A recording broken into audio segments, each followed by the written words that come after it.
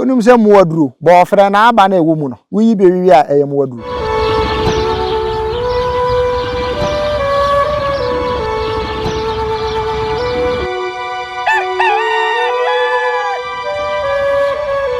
eni abetena se a ye bedi nkomo ye ma munyina mo ene hwe emma kwa aba ede mo ba kasamfonyini so bomodin na subscribe share na like abra ye be hye nkomo bo ase na ye hwe enua ene niema hodo a ebetimi asanyare wane anwade pi asa niema we nyina etimi eye yenko na yenkoma wose ade yo akwa aba wose ade yo lura ye mo akwa aba NYANSAPO kasamfonyini yo so ahena wa na umpom ti sei ami adom ise die nkakra NYANSAPO kasamfonyini so ye ne wa beka so wo so a ya sa ase ne bobo nkomo a ja pani se ye die bi na ma wo ka nokre eye nokre ena de onim tron so ne de ngina twen no ano etu su enye chiginafo pa na ya na eto wadama na anu ye bo nkomo hyehyia ha mane bia ma acheche ye bia ne ne nene ya saba ye se hu se watete bi gu animu a ene ade a ye pese ye hyase nene ye koso straight na wo cheche ye ne a sede na anu ye na obefa nwa me ehuni din nwa che ne eyo yo ura me dase me kan se ma mini nkan fa we your friend Ntomme eta de to hye pa de to hye na de enti amadi nkan fa we se wi ase obi ahia protection we Ntomme ya di protecting nipa agi aduto ti won se mi fie ne kwana no madua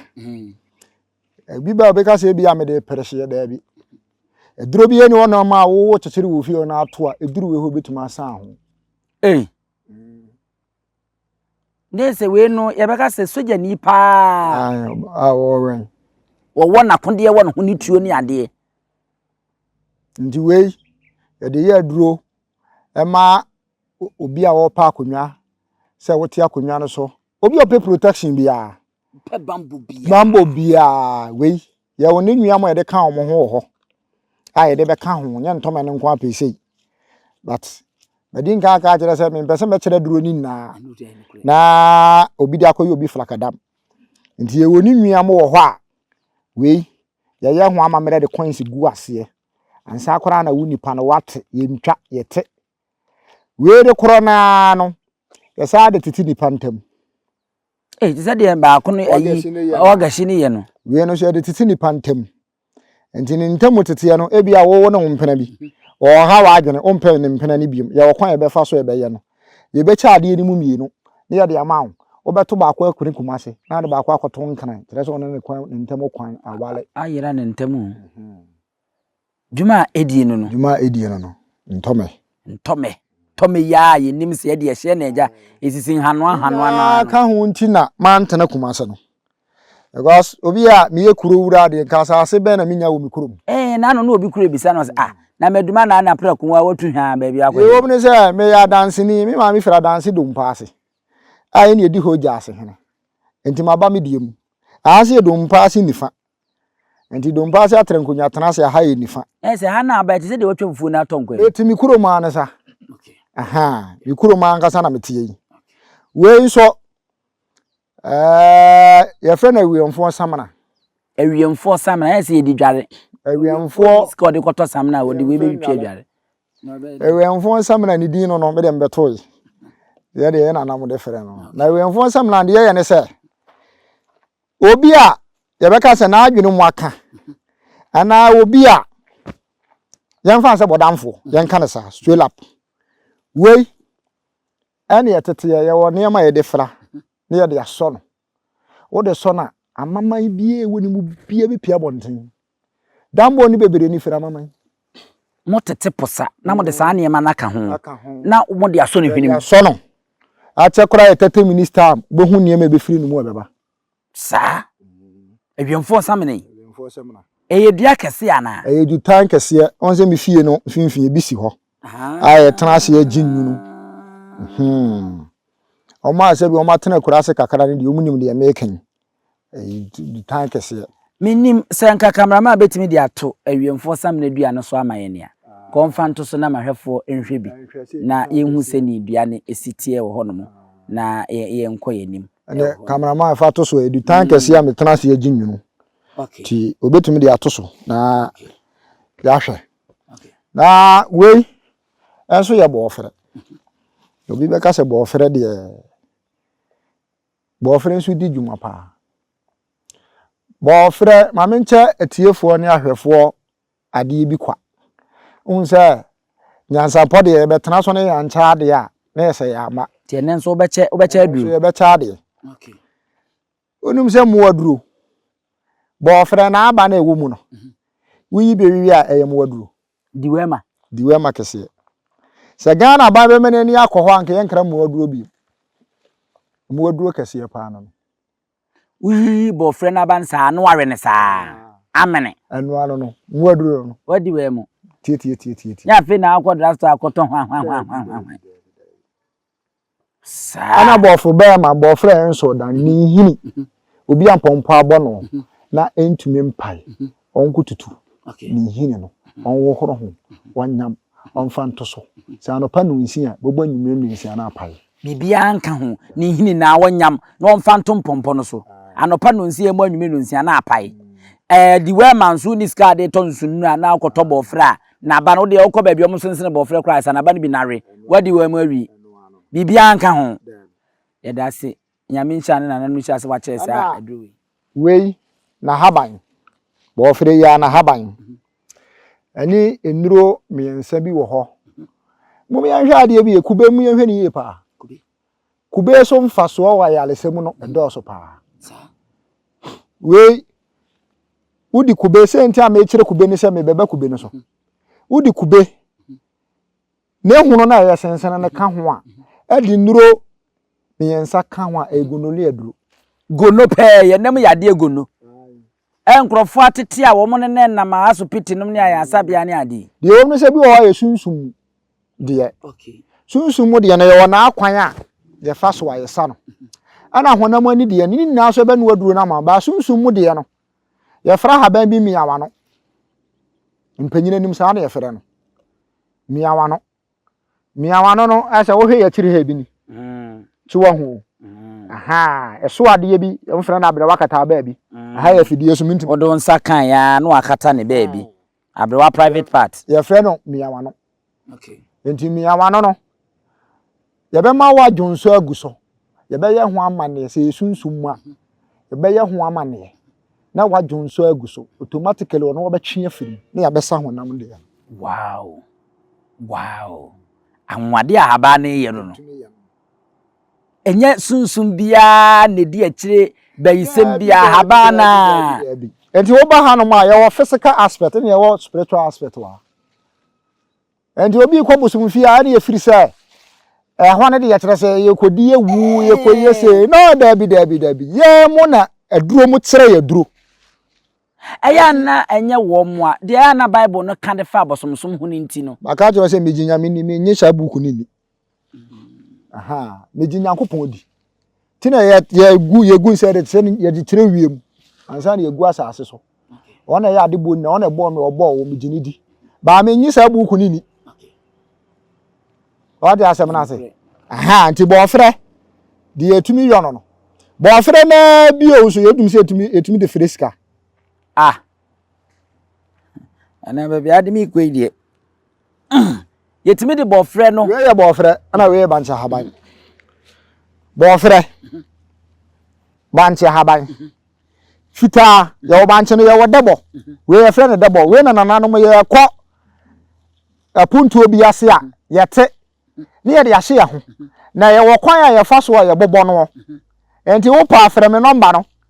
na se wo ye hene wo ye panyini bi wo kɔ ba bi na wo mpese obeji ani nguase obeji so rofrof obeji obekɔ agana bia so amenkyera okwan e fa so e bobɔ no nye fa number no to aso fa to dwapreko 0249 92 90 24 0542 03 30 77 o fra me amekyera wo we ye di twia jonso edi twia jonso panyini koni panyi fie so okoketa so anu ajonso akola ajonso gele wo wiase na wawe koto na ekora yenye bi nanse wa wi na chiri ni na bla we be chiro kwan be fa so obagbo no wo de be hye the private part na emu make sure say ahomachi ko ukwa yi ade na mana Johnson yesa wo to yale ama akola no achekura da premium no Johnson ni betwa say nua ba mienu we anase ha ba mienu we okaboma ye wo ha ba bi e de ka ho ene de me nkyere wa ha dem ga se kube so won fa so pa unse kube ni nsuo no kura no otali ye de fredro ma adwale e ma favor yes sir matipa uko obi enu ma de obeka bia no obetie wu Africa nyankopon che ade o buroni wo hu se nyame che ade o de ma mubu so ade baafo buroni obeku nipa de na eku buroni nyetua na mo Africa oku nipa de na eku abaya tumi enti buroni hu se Africa ye wo tumi enti obedada ye no de enti na buroni bia hu bosom a wo hye a waben a na wo follow no but wa tworo bible so abere se wudi akire kotena wa no fiti duada kopim kwasiada kosom kakra wanya fa koma sofo fa nkoto bens so wahu na wuri a wasa da kwase ufi Abrewa se o no e benfo na don't forget se won so bobo Abrewa ni bi buku na mudi akire ko se nsanya adwuma no edidie enti kotena no wa anya adwuma no enti adwuma na wo ye enkoso bra wo bie company no sabi ya ne yesiso enye aha ye masiko sikaduro ofi ha o na emu ya kire sika kwan ba oka ba ko bi metiefo no omo se apese omo se tiwe na ase ese yi sika on de hia pa enyi sika sa de on betena TV so a eyi sika no na emu no ye woni ma ye de ka sa anwia mienu we ho a ye be share duro ni 3 days ni wadwale udwale ade bi ya wo ton bia okay na say indirectly eyi sika no de amount emma wadwuma a wo ye ne koso ti na me se aha ye masika duro ha o ba ye kire sika kwan a wo be fa so a wo odoma nkoma de ode ma wo no ufie benfo so ma wo nsanka ye be je ama wo eye bancha aba ne bofri ya ne nuro bi a ode be ka ho de nja me be se me tire si no patakali ado eno de me kura mete ase pa ye kura nke ma nkire nsi nai eno pa ho a be sa cha de ne we ye fe na Aloe Vera obi akaka ye ne se pa wabo akon ma buru nya so e ntumi anwe nam no amanfo awe ye de na ye calendar no mo ye party no on pass awa fita okwa obusa ade we bia on fa nka ni nsuo no on fa nse bebia tokuro no no eye mo na wo ho automatically we bekum mo no na wotwepe Aloe Vera yi na dwuma bi no nsu timi de ya na afa ye nkọ kwan susu ha ban so we ye fe ne kwan susu kwan susu ha ban Ghana ban pa o manani nko ho ye nkra kwofselo bi we ewa duro kase pa ewa pa na aduro kase pa no ewa ya mo boku ka heke kwan susu ha ba na aduro kase pa no ma me fa nche wo mo nsa nka ho ko se ade ye ode me cha ade ti da hye kokoo ya na ai we mi wura tale na ma hye no ne ko jana no odin eye subini kodwo subini Asante tumi na ekura no Yesu ba tan ya ye na eda no na tale na ma hye ye so na ofie ntina se ye dane dua ofie ha ye so anto ofie ha dua bo no o de anante fie dodo sai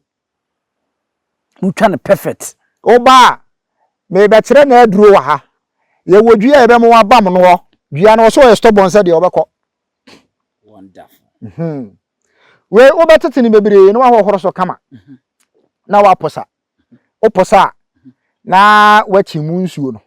wo chimu nsuo no wa ya akola fa fanta e fra ma no se ne be ye ne de kopselo no na emom no se wa ye we ya ye kan se panyina onom ne sa kopimbre no abehunu se ko sa eno ano no ewa no to atwa ye waduro bi wa ye fre nyame ngu na magu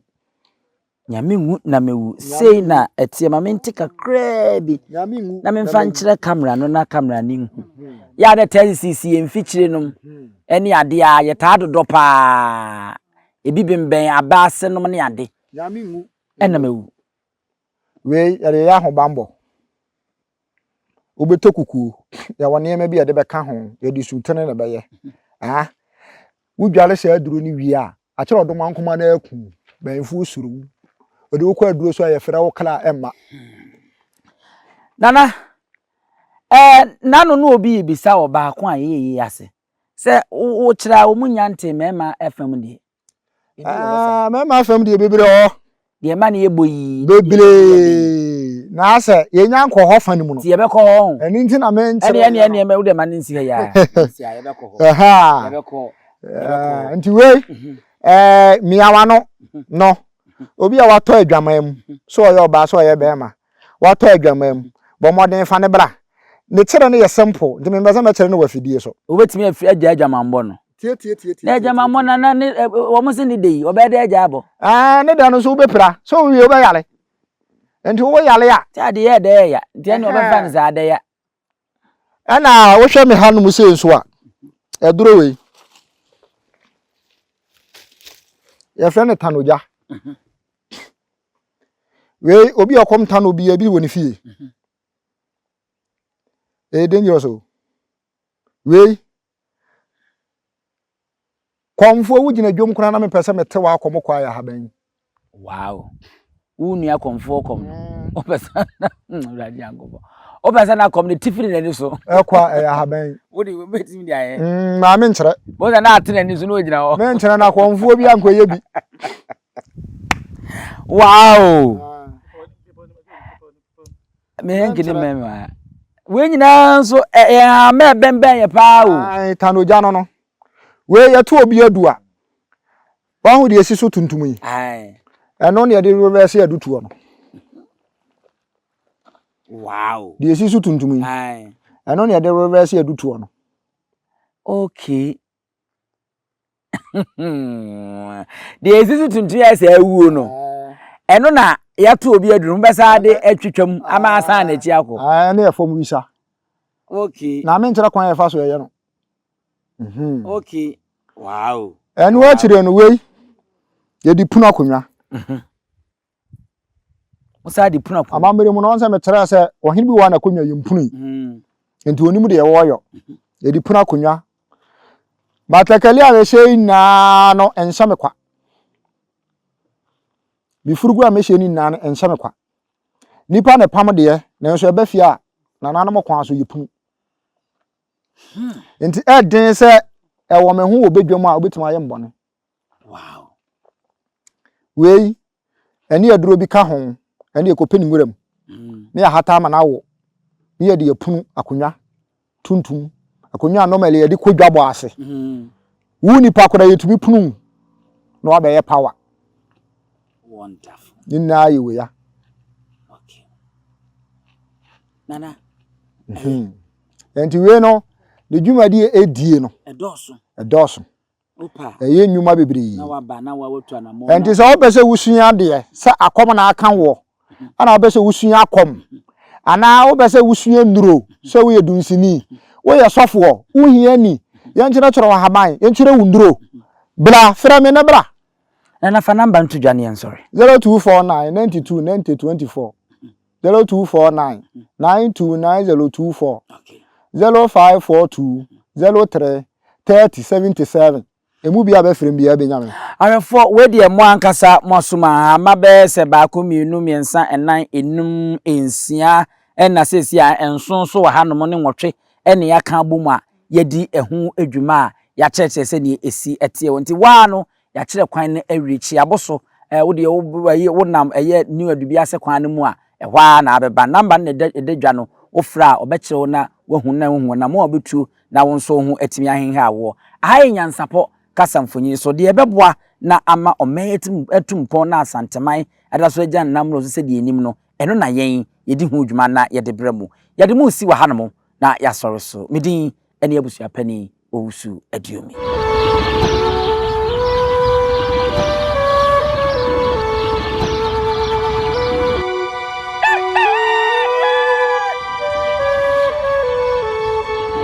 dentini ebube ne brebe nse si ebube ebe ye de den kura preko enim sebe odwambubu bi esi kuro ni mu a wase wadore sra